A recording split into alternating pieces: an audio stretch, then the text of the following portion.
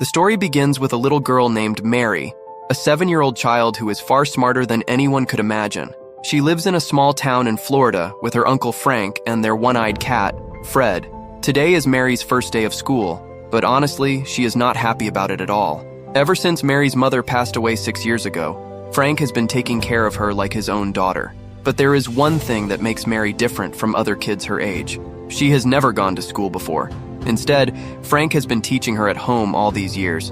And to be honest, Mary likes it that way. She does not want to sit in a classroom with other kids. The reason is simple. Mary is much smarter than children her age. Her mind works differently, and because of that, she finds it hard to connect with other kids. Still, Frank believes school is important. He wants Mary to learn how to be around people, make friends, and live a normal life outside the house. Even though Mary clearly does not want to go, she gets on the school bus. At the same time, Frank's neighbor and close friend, Roberta, comes over to talk to him. The moment she sees Mary leaving for school, she starts worrying. She quickly tells Frank that maybe this is a bad idea. Roberta is scared that Mary will not fit in and might struggle in this new place. But Frank tries to stay calm. Deep inside, he is worried too, but he still believes that sending Mary to school is the right choice. He hopes she will slowly enjoy this new experience. But the moment classes begin, things do not go as expected. Mary is completely bored. She sits quietly in class, drawing in her notebook just to pass the time. The lesson feels way too easy for her, and soon, she cannot take it anymore. When the teacher asks the class a simple question like, "What is 2 plus 2?" Mary looks completely tired of it. Seeing this, her teacher, Bonnie, becomes curious. She decides to test the little girl and see what she actually knows. At first, Bonnie asks Mary a few simple math questions, and Mary answers every single one without any trouble. But even after getting everything right, Mary still looks bored. That is when Bonnie decides to challenge her. She suddenly asks, "What is 57 times 135? The whole class becomes quiet. Mary thinks for only a few seconds before calmly giving the correct answer. But Bonnie finds it hard to believe. She thinks there is no way such a young girl could solve a question like that so quickly without even writing anything down. Before the teacher can continue the class, Mary shocks everyone again. She not only gives the exact answer to the math problem, but also tells the square root of the number. Now Bonnie is completely surprised. She quickly grabs a calculator to check the answer, expecting Mary to be wrong. But after checking, she realizes something unbelievable. Mary is right. Again. After the break, the students return to class, and suddenly, the school principal, Mrs. Davis, walks into the room. At that moment, Mary takes her chance. Without wasting any time, she asks Mrs. Davis called her uncle and told him to pick her up from school. The principal looks surprised by Mary's strange request, but she agrees anyway. And only a few minutes later, Frank arrives at the school. As soon as he gets there, Bonnie's co-worker, Carly, starts talking to him. She casually mentions that she often sees him at Ferg's bar almost every Friday night and jokes that she never knew he had a daughter. Meanwhile, Frank and Mary are already heading outside when Bonnie quickly runs after them. Frank tells Mary to sit in the car while he talks. After introducing herself, Bonnie tells Frank that she believes Mary is a very gifted child. According to her, Mary is a math genius. But Frank does not seem surprised at all. He calmly explains that he taught Mary the Trachtenberg method, a way to solve math problems quickly. Then he brushes it off, saying Mary is just a normal little girl. Later that afternoon, Mary joins Frank at work while he repairs boats. Feeling a little guilty about what happened at school, Mary apologizes to her uncle. But instead of getting upset, Frank changes the mood. He asks Mary to bring Fred so they can take the speedboat out and make sure everything is working properly. Before going home, they stop at a quiet beach to watch the sunset together. During this peaceful moment, Mary promises Frank that she will try harder to fit in at school. The next morning, Mary surprises everyone by bringing Fred to class. She proudly introduces her cat to everyone and explains that she found him inside a garbage can with one missing eye. Since that day, she says, they have never been apart. Later, the teacher gives the class some work, and as expected, Mary finishes first without any trouble. Since Bonnie already knew the work would be too easy for her, she gives Mary a special extra exercise made only for her talented student. That same evening, Bonnie becomes curious and decides to search Frank Adler's name online. While searching, she finds something shocking. She learns about the tragic death of Frank's sister, Diane Adler. Diane was a brilliant mathematician who sadly took her own life, leaving behind her daughter, Mary, in Frank's care. Wanting to understand more, Bonnie decides to visit Ferg's bar on Friday night, just like Carly had mentioned. And sure enough, Frank is there, sitting alone with a beer. Bonnie joins him and finally asks the question that has been on her mind. She wants to know the truth about Mary. After a moment, Frank decides to open up. He reveals that 6 years ago, his sister Diane called him and asked him to come over because she wanted to talk. But at the time, Frank was on a date, so it took him a few hours to get there. When he finally arrived, he found something heartbreaking. Little Mary was lying quietly on the couch, while Diane was already dead in the bathroom. Since that day, Frank has carried guilt in his heart, feeling like maybe things could have been different if he had arrived earlier. And ever since then, he has been raising Mary as his own child. Bonnie then asks about Mary's father. Frank explains that he left before Mary was even born. Things got even worse when Diane's mother, Evelyn, abandoned her after finding out about the pregnancy. Frank also reveals something surprising. Even when Mary was very young, she started showing signs that she was not like other kids. It did not take long for him to realize that she was incredibly smart, far beyond normal. The next day at school, Mary notices a model project made by her classmate, Justin. Even though she hates admitting it, she quietly realizes that Justin's project is much better than hers. But before Justin can even reach his seat, an older student sticks out his foot on purpose. Justin falls to the ground, and in seconds, his hard work is completely destroyed. Mary becomes furious. Without even thinking twice, she grabs a book and attacks the boy for what he did. Not long after, Frank gets called to the school office. There, he learns that Mary broke another student's nose. Because of this serious problem, Principal Davis starts thinking about expelling Mary, but instead, she offers something unexpected. She suggests sending Mary to Oaks Academy, a special school made for gifted children, and even offers her a full scholarship. According to the principal, getting Mary into the school would be easy because she personally knows the head of the academy, but Frank immediately says no. He explains that he wants Mary to have a normal childhood. He does not want her growing up feeling even more different than she already does. According to him, Mary already knows she is not like everyone else, and the last thing she needs is a school that keeps reminding her of it. Even though Principal Davis disagrees, she finally lets Mary stay. Still, she admits one thing. Their school may never be able to give Mary the level of learning she truly deserves. Later, when Frank and Mary return home, they are shocked to find a woman waiting outside the house. It turns out to be Evelyn, Frank's mother and Mary's grandmother. After getting a call from Principal Davis and hearing about Mary's incredible talent, Evelyn decided to come visit. She even brings several gifts for Mary. But there is one small problem. Evelyn is allergic to cats, and Fred's presence clearly bothers her. Still, Frank quickly makes one thing clear. Fred is not just a cat. He is Mary's best friend.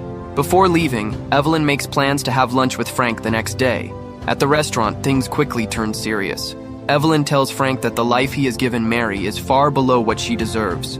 According to her, Mary needs better education, better opportunities, and a better future. Then she says something shocking. Evelyn wants to take Mary to Massachusetts and raise her there. She even says that if needed, she is ready to go to court and fight for custody. Frank immediately refuses. He reminds Evelyn that Diane never wanted Mary to grow up with her grandmother. No matter what happens, he makes it clear that he will never give up Mary. Hearing this, Evelyn calmly tells him one thing, then call a lawyer. A few days later, both sides met in court. Evelyn's lawyer, Aubrey, argues that Mary is not living in proper conditions. He says Evelyn only wants to give her granddaughter a safe and comfortable life. Because of this, he asks the court to give Evelyn full custody of Mary. But Frank's lawyer, Glenn, fights back. He explains that Diane trusted Frank to raise Mary and wanted him to take care of her daughter. He also says Frank is fully capable of raising his niece. After listening to both sides, the judge makes a decision. Before deciding anything, she asks a social worker, Ms. Dibbins, to check Mary's living conditions. When Roberta finds out that Evelyn suddenly showed up, she becomes furious. She is scared that Mary will be taken away forever and worries that she may never see the little girl again. That night, Mary sleeps over at Roberta's house. The two spend time together singing karaoke and having fun, while Frank heads to the bar. Not long after, Bonnie shows up there too. She wants to make one thing clear. She had nothing to do with Evelyn suddenly appearing. The two start talking, and as the night goes on, they end up drinking together. Hours later, both of them are drunk. Eventually, they go back to Frank's house, and Bonnie decides to stay the night. Before sleeping, she nervously asks if there is any chance Mary could suddenly come home. Frank laughs and says there is nothing to worry about because Mary always stays at Roberta's house until noon on Saturdays. But the next morning, things went very wrong. Bonnie wakes up and suddenly realizes she may have made a huge mistake. She walks out of the bathroom and freezes. Standing right there is Mary. The little girl came home early just to pick up one of her DVDs. Completely embarrassed, Bonnie quickly leaves and gets into a cab. After she is gone, Frank tries to talk to Mary. But instead of going well, the conversation turns into an argument. Mary feels upset and runs to her room, feeling guilty for ruining Frank's date. But after calming down, Frank realizes he was too harsh. He goes to Mary, apologizes, and the two finally make peace. Later, Frank checks the mailbox and finds some unexpected news. Because of the court order, Mary has to spend 2 days in Boston with Evelyn. When Mary arrives at her grandmother's house, she notices pictures of her mother everywhere. She is surprised to learn that when Evelyn was younger, she studied in Cambridge, England. Evelyn was also a talented math student once, but after getting married, she gave up her dreams to focus on family life. The next morning, Evelyn takes Mary to a university. There, a famous professor named Dr. Seymour asks one of his students to write a math problem on the board. While writing it, the student notices something strange and says the formula looks wrong, but the professor tells her to write it exactly as it is. Later, Evelyn takes Mary around the university and shows her a wall with the 7 greatest math problems in the world. Among them is the problem Mary's mother, Diane, spent years trying to solve. Only one person had ever solved one of those famous problems, which is why his picture hangs proudly on the wall. Evelyn explains that Diane came very close to solving one of the hardest math questions before she sadly died. Later, inside Dr. Seymour's office, Evelyn asks Mary to solve a difficult equation. Minutes pass, but Mary says nothing. Thinking the question is too hard, Evelyn decides it is time to leave. But on the way home, Mary quietly reveals something surprising. The problem had no answer, because the formula itself was incomplete. Hearing this, Evelyn immediately turned the car around. Back at the office, Mary explains the mistake and finishes the equation perfectly. Dr. Seymour is shocked. He asks Mary why she did not say anything earlier when she noticed the problem was wrong. Mary gives a simple answer. Frank told her never to correct older people because it hurts their feelings. Back home, Frank warmly welcomes Mary, but he is clearly worried about the court case. Soon after, the judge orders Mary to visit a psychologist. While waiting outside the office, Mary tells Frank that she likes Evelyn, but she does not want to live with her. Hearing this, Frank promises her that it will never happen. A few minutes later, Mary goes inside to meet the psychologist, Pat. During their talk, Pat asks her several questions. Mary honestly admits that she does not enjoy spending time with kids her own age, and hearing this starts making the psychologist worried. But things become even worse when Mary casually mentions that every Saturday night, she and Frank sit together and watch UFC fights. A few days later, Frank is called back to court for another hearing. This time, Evelyn's lawyer brings in someone nobody expected to see, Mary's biological father, Bradley Pollard. Everyone is shocked. Since Bradley is Mary's real father, he legally has rights over her. The lawyer reveals that Bradley has already signed papers giving legal guardianship to Evelyn. At first, things start looking really bad for Frank, but then it is Glenn's turn to ask questions. And suddenly, everything changes. Glenn calmly asks Bradley a simple question. When was the last time you saw your daughter? The answer shocks the courtroom. Bradley quietly admits that he has never seen Mary, not even once. He explains that after Diane died, Mary had already been taken away. He claims he tried looking for her, but could never find her. But Glenn is not convinced. He pulls out a notebook and asks Bradley to search for Mary's name online. Then something embarrassing happens. Bradley cannot even remember his own daughter's middle name. The courtroom goes silent.